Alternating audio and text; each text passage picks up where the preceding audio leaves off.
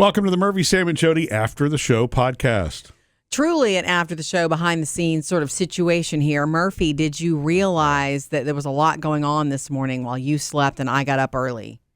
Well, I mean, I heard Champ barking, which he doesn't usually do He that was early in the morning. talking to me. Oh, so, was he? okay. I did hear that, but that was it. Why? What Okay, else? so, you know, that's not unusual. He talks to you. But not in the morning early. No. He usually knows, oh, this is way early. This is mom early. And he looks at me and I tell him goodbye before I leave and I'm out. And he knows dogs are all about routine. He knows to stay sleeping. Although he does run you. He kind of does.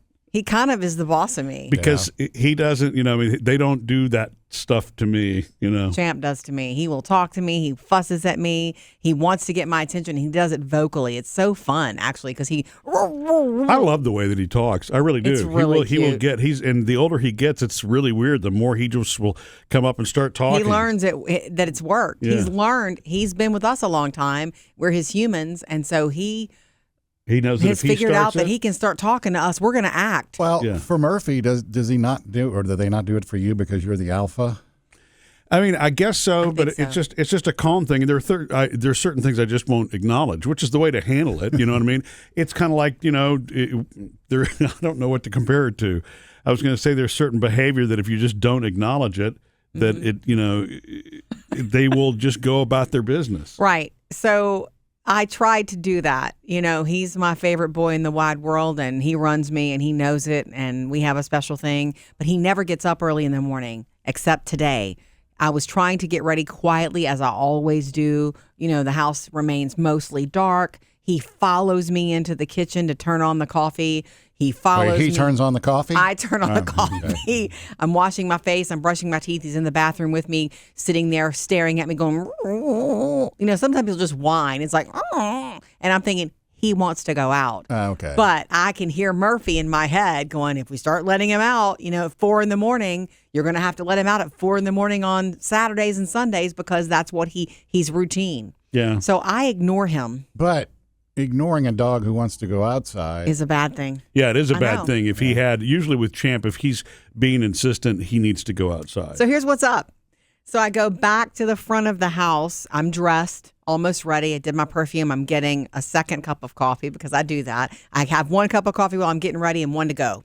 And so I'm in the kitchen. It's brewing.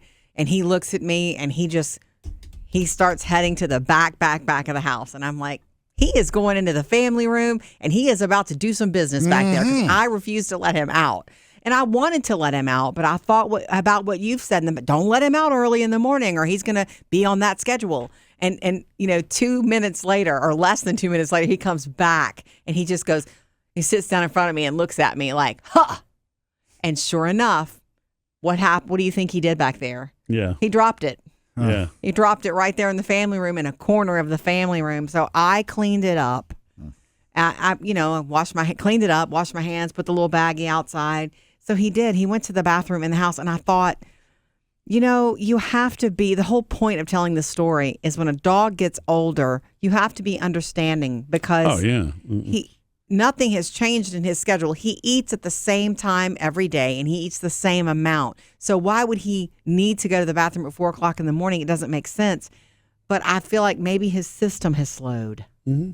Right? So I'm thinking, you can't be upset with him. He tried to tell me. I'm wondering if it's like a cycle, too, because there were times when Gus, God rest his soul. Mm-hmm. God rest his baby soul.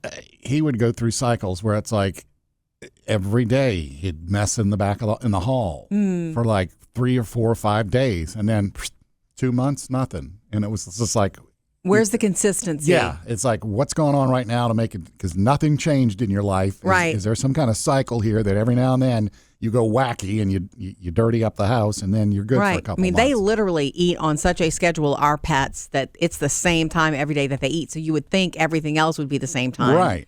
But he is a 13 or 14-year-old dog. He is, and I think that he may have eaten. So Edie, I don't think, ate all of her food, and before I was able to get back and pick up the bowls, he might have eaten more. Oh, but yeah, had a little midday snack. The thing is, it's interesting how as he is as he has become older, he never used to give us warning. Now he does. And if he's that antsy, and he absolutely needs to go out. So, I wouldn't worry about the schedule, as you've seen now. Just go ahead and let him out. Yeah, I was not upset with him either. It's just like, it's on the floor in the family room. I cleaned it up easily, quickly, washed my hands. Should have brought the other dogs in to clean it up for you. Gross. The other dogs are crated. But anyway, the other two. But it was just, interesting. I wanted to. My gut was to let him out because he needed to go out. Mm-hmm. But I remember you saying, let's not do that. Let's keep them on a schedule. So if he acts that way tomorrow morning, I was going to say, what do you think? Yeah, you need to let him out. Sweet boy. I don't think he's going to ask for that. That's really not his.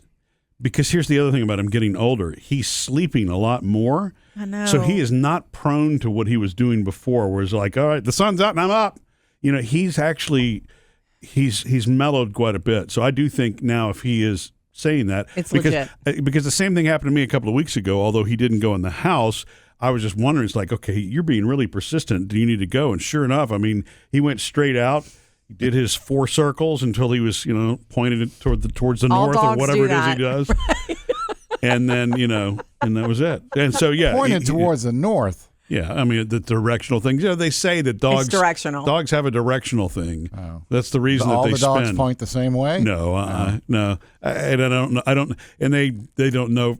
It could be any combination of things. I've just read that before. I love the going in circle thing. It's so funny. Yeah. They almost all of them do it. It's so funny. Well, I've also heard that that's because they are trying to find the right spot, but because they're trying to find the right spot and coordinate that with their backside, they're just spinning. You know what I mean? To do that. Yeah. But he is. It's wild as they've all gotten older now. Even the things that are frustrating, you let it be. It's kind of like an elderly person. You know what I mean? That's if they exactly want what to I'm eat saying. dinner at 4 o'clock, they're going to eat dinner at 4 o'clock. Yeah. He was just so funny because I'm it was talking almost about humans, by the way, not dogs. Hey, if they want to poop in the corner, let them. It was just so funny because he communicated with me. He waited for me when he didn't get the result he wanted, meaning me letting him out. He just took matters into his own paws and took it back to the family room. And it's, so baby. Edie is the only one that doesn't give us any warning. She just, whatever. Well, she doesn't know either what's going on. I don't think she does either. I know. She scares herself half the time. Actually, that she just came does. out of me. What's going on here? All right, Edie, that just came out of you. Sorry. Just a reminder to be patient and flexible with older pets. You know that. Just like what you were saying, so many things about Gus.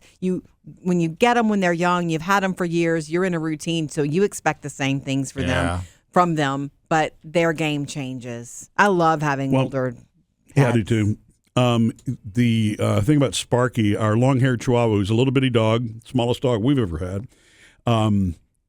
This was probably about a year ago. He started giving us warnings. Now he's not vocal, but he'll walk up and he'll just look, and the ears are up. Yeah. He'll walk up and touch you. And it's like, okay, it's time to go out. You need to go outside, and boom, and he'll haul to the door, and that's it. So cool. So Smart. 2 of the 3 will actually give us a warning, but it's like anything else. You got to keep them on a regular schedule. Yeah. It's one of those like, have they been out in a few hours? No. Okay, let's let them out. You just have to. Yeah, you said when we started about moving ahead and just ignoring their behaviors. Yeah. It works with cats too. Oh, yeah? I know this from a boo. Really? Yeah. I didn't know that you could predict anything a cat maybe, does. Maybe just a boo, but like when I lay down for good at night and go to bed, he'll jump up in the bed and he has this place. He likes to come and wants me to touch him and all this stuff. But if I'm laying in bed reading and he jumps up there, he'll touch me like, hey, you got to do that thing now, huh? You got to pet me. Oh, I love And that. Yes. Just ignore him for about 2 minutes, and then he goes and lays down. waits. And does his own bit. Yeah, whatever. Right. That's them communicating with you. Yeah. That's the longer they know you and the more that's them communicating. That's what's so beautiful about life with animals, you know. Well, and that was one thing that I remember, Dick Russell, the trainer, teaching us about when we first had the boxers. He was talking about the whole, ignore it. Kind of going back to what we were saying when we didn't want to create a different routine with Champ and them by acknowledging, but there are things that they will do because they want your attention, and there's nothing wrong with that. but they're going to do what you give into. So if every day you walk through the door and you're all excited and jumping around, they're going to go wild and excited, especially when they're younger. But if you come in composed and then pet them, you're teaching them how you want them to behave. To behave. And so, and the thing is, you reading the book is not hurting Abu's feelings. Well, for two reasons. Number one, he's an animal. Number two, he's a cat. He's a cat. Animals do have feelings. Let's not get on that. They do, well, but they do have feelings. But that just means you shouldn't ever be mean to an animal. But again, it's part of the training and the I guess the alpha thing. It's very calm. It's just very assertive. You lead them. I think they're looking to you for that guidance anyway. Mm-hmm. So if you don't encourage a certain behavior, then it's not likely to continue. And it's like a toddler. Yeah, exactly. And so if we stopped acknowledging, the dogs walking up. Well, for example, when you're napping, because Champ will come up and start bugging Jodi when she's napping, and loving, not bugging, but okay. He nuzzles me. He tries to get my attention. He puts his little nuzzle up on my. And I know he doesn't know that, but he's like, "Hey, Mom." Right, but if if he does that to me, I just don't acknowledge it, and eventually he stopped doing that, so they don't mess with me when. So that's why he's going to Jodi.